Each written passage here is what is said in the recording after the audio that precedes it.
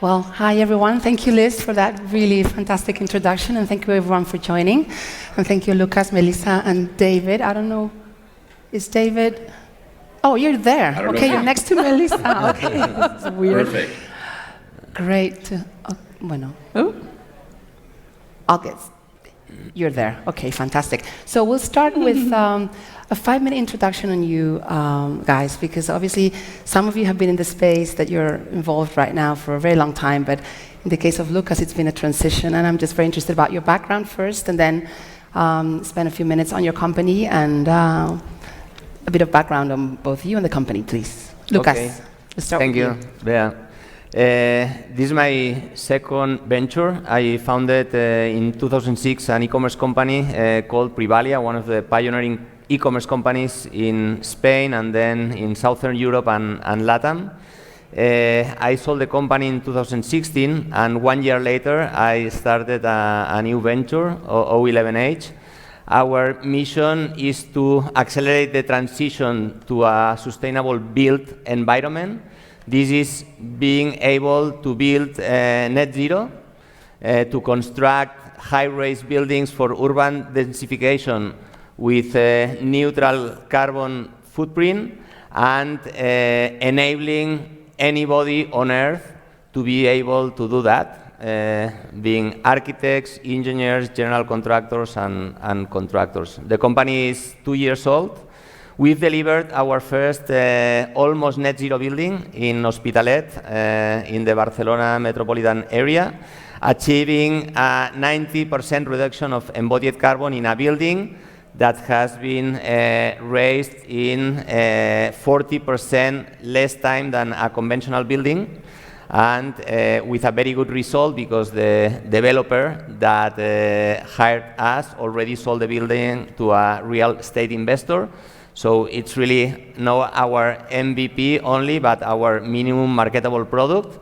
And now, through an iterative process, we will build a bigger one in Alicante for Aedas Homes, the leading residential developer in Spain, starting this month, and another one at end of year for social living. And we'll try to improve and develop this building platform to make it faster, more efficient, and more sustainable, and enable for anybody, as I said, to really raise buildings with no impact in climate change, and also with a higher reliability and scalability than the current building model, which, as you know, is very constrained because it's based on labor, which is every time more scarce, less skilled, and therefore that's at the core of the pains of real estate investors, developers, and at the end,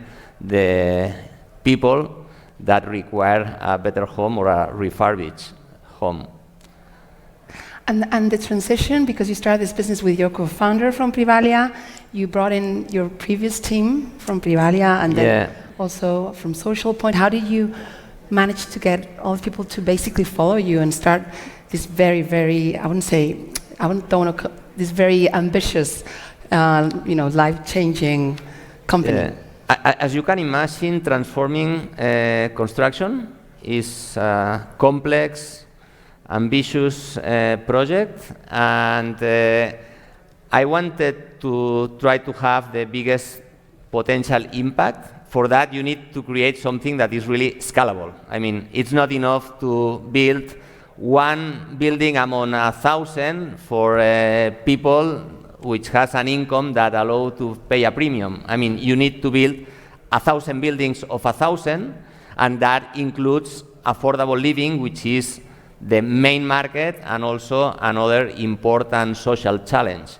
So I said, okay, if I want to do that, I need to recruit from the very beginning the best possible team, people that is really engaged with the vision and the meaning of the project, and which is really capable to make that happen. No? Mm-hmm. So I recruited a team of 5 super strong senior co-founders, most of them serial entrepreneurs, and we started to work. So yeah, that was probably one of the main achievements from the start, no, to build that team. Great, thank you.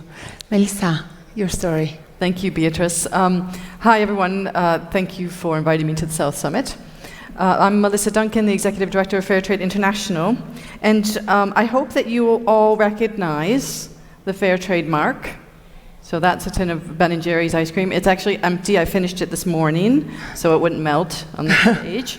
And Fairtrade you might know as a certification scheme. And that's the face that we present to consumers. But we are actually also the world's leading independent global movement for trade justice. And it's a movement of about 2 million certified fair trade producers in 71 countries. About 50% of those are women. And they're selling their products that they've grown in about 130 countries. We are also the most trusted and known global sustainability scheme. And really the thing about fair trade that speaks most, I think, to me and to the model and what we're trying to achieve is that 70% of consumers, this is a GlobeScan survey, find that they support fair trade because of the impact for trade justice and the difference that they make. And that is the reason that they're supporting and buying fair trade. We also build it into our fair trade model. So our fair trade model has a minimum price, which the producers receive, and this is to address market fluctuality.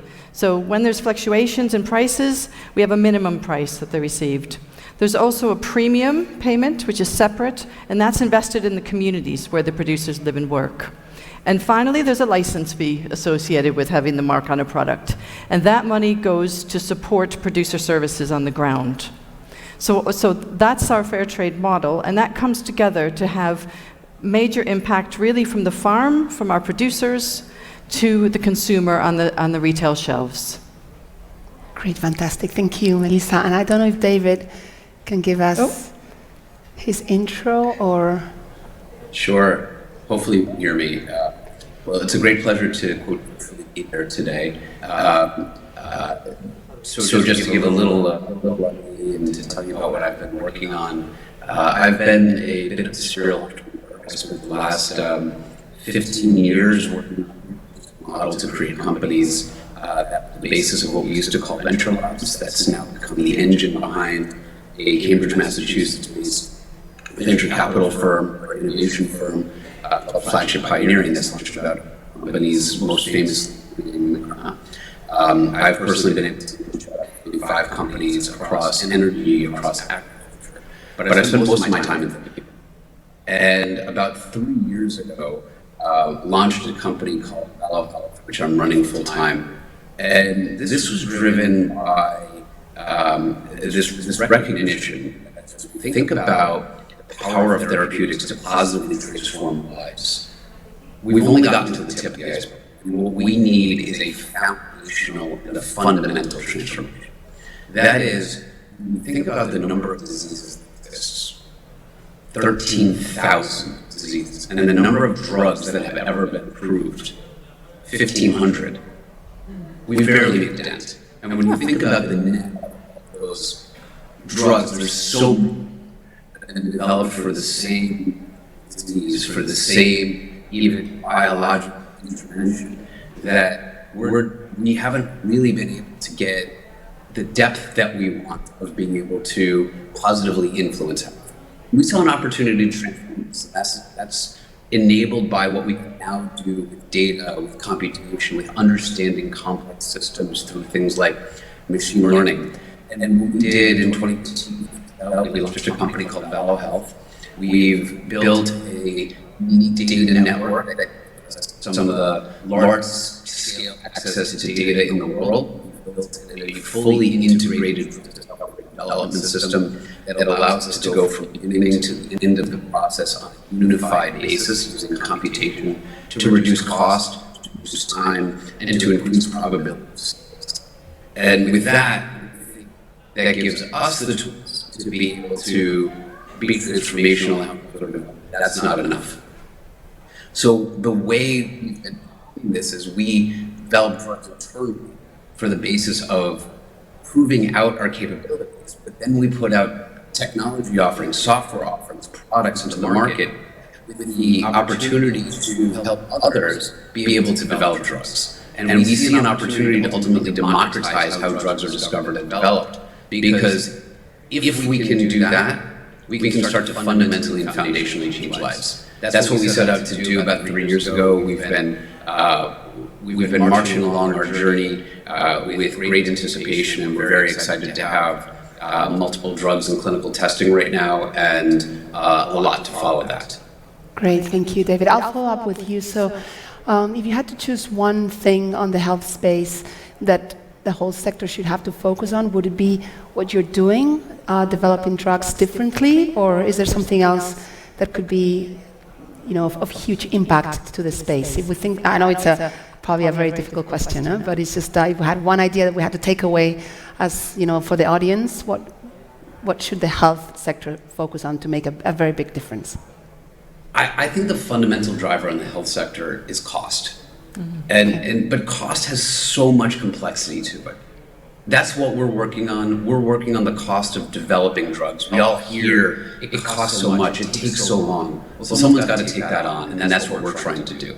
But cost can be managed in other ways. And so I've been involved with launching other companies. We think that there's opportunities, for example, to take cost out on the payer side. We think there's opportunities to take cost out on the delivery side. As an example, in the United States, there are 144 hospitals that do heart surgery. There's 2 of them that for the last 10 years, if you happen to be one of the patients who goes there, you have an 100% chance of dying. Yet, the amount that those hospitals receive for doing that heart surgery is the same as the hospitals where you have a very high probability of living.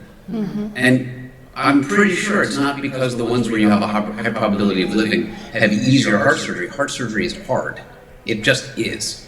And so what we see is these opportunities to start thinking about openness of cost, ways that you can make sure we're paying for performance, we're paying for deliverables. Healthcare has been isolated as an industry and hasn't had the same sorts of market pressures. And the more we can open it up, I think the more we can deliver true cost, and then the more we can help to deliver better outcomes for patients across the world.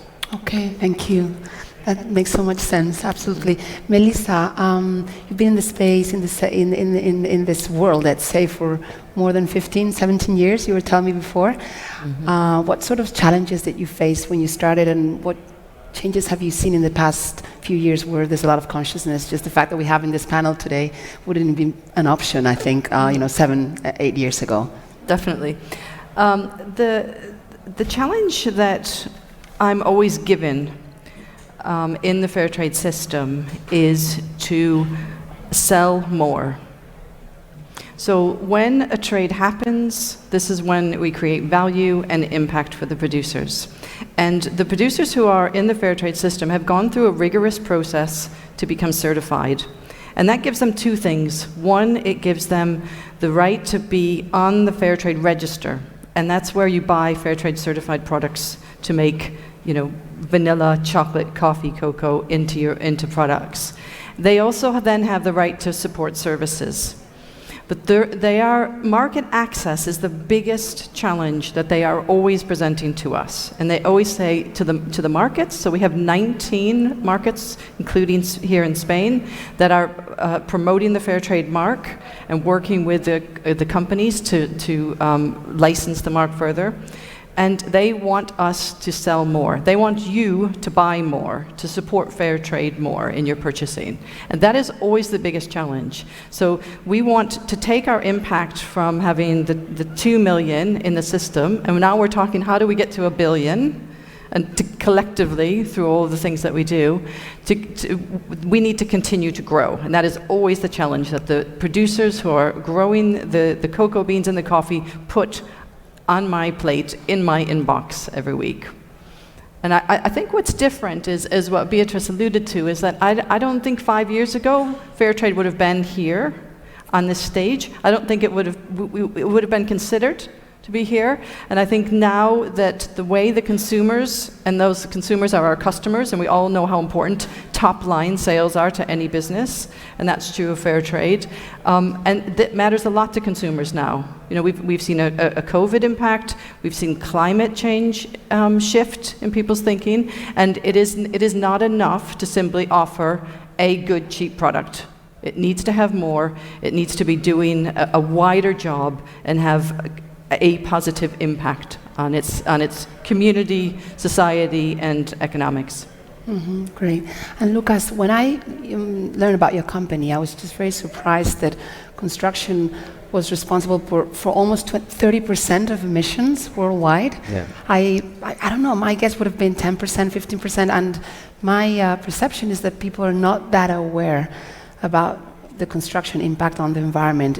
Were you aware before you started the company, and what's your take on that? Not at all. I really discovered that 3 years ago, and the reality is that my first motivation initially to jump into this space was the improvement of productivity and how technology, digital technology specifically, can boost productivity and make the process more efficient there. No? But then I discovered the huge impact in climate and in other aspects of sustainability beyond carbon footprint. And that was probably, together with the overall challenge, the trigger to embrace in this new venture. No?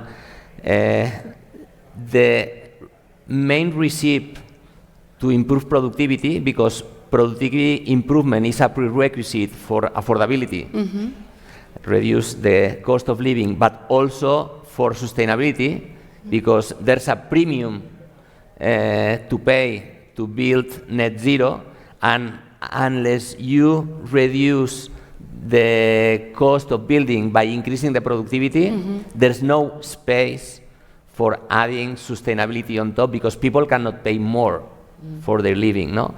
So the first recipe for improving productivity is really to break the silos of the value chain in industry and to put the contractors, the architects, the engineers, the developers, the subcontractors to work together from the very beginning in the design phase in order to make all this project really efficient.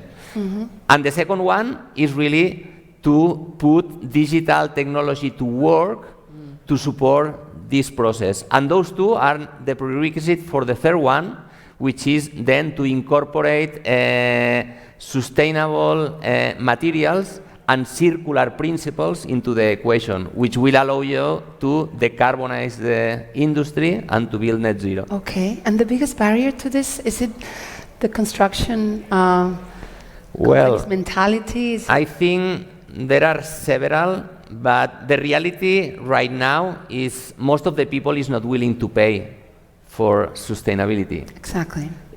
I mean, there are many things they have to pay for every month, and it's not sustainability what they look when buying a house or having a rental. No? So our challenge is how can we build affordable, faster, more reliable, but at same cost of conventional. Okay. Or we are able to do that, or we'll not have an opportunity in the market. Then we can have boosters, because regulators are working to incorporate the obligation to measure, report, and then bring down embodied carbon. There will probably be subsidies or penalties for certain materials, carbon rights, whatever, no? But we don't count on that. No. We count on our ability and the technology in order to do that better with no premium Okay. on cost. Okay. Yeah. So cost and affordability comes first, and then you think about sustainability. Yeah. Well, we incorporate everything in the mix from the Everything beginning. in the mix from the beginning. So I'm going to choose my questions because we have 5 minutes left, and I have, quite a big list here. So Melissa, back to you. We talked about the greenwashing that we're all concerned about, and the ESG fashion, I would say, that everybody has become very obsessed about. What's your view on that, and how can we make sure that we have a standard way of measuring things, and we're all on the same page, and there's transparency, and there's not too much greenwashing going on? Right. Greenwashing as a concept has been around for a long time, hasn't it? Since we started with, the sort of CSR days, corporate social responsibility. And what I think now is different is that, first of all, we have smart consumers. Now, that's not different. We've always had smart consumers and customers. But now they have the ability to communicate and share what they've learned and know about a company. And so it used to be just the media's job to expose if there was something that wasn't right or wasn't true to what was being said or reported. But now consumers have this almost personal obligation and feeling to do that. So I think that if a company is greenwashing in a way of misleading or using anything to cover up how they're not being responsible in their own supply chains and purchasing habits, that the brand, the management, the shareholders, the investors, they will be found out and exposed. And I think that's something that's different. Now, we all have challenges about how do we actually have some kind of way to know that these things are legitimate. And here Fairtrade has a role to play. And this is why we have our mark, to give consumers some confidence that the standards behind that and the certification behind that are true and real.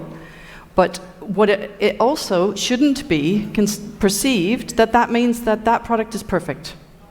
Because absolutely in our supply chains in West Africa, we have child labor in the cocoa supply chain. And that to me is something that we are needing to address with our solutions, and we need to talk about. Because we can't, consumers also can't be under misperception that somehow everything is okay if it has a label or a mark. And that is why we're doing the work that we're doing. Mm-hmm, great. And David, your view on this? And do you think that there's a different perception in the US versus Europe on all this topic? So I think it's quite similar. I think in the United States, what I tended to see is a very similar framework where there isn't yet a willingness, for example, to pay for sustainability by the majority.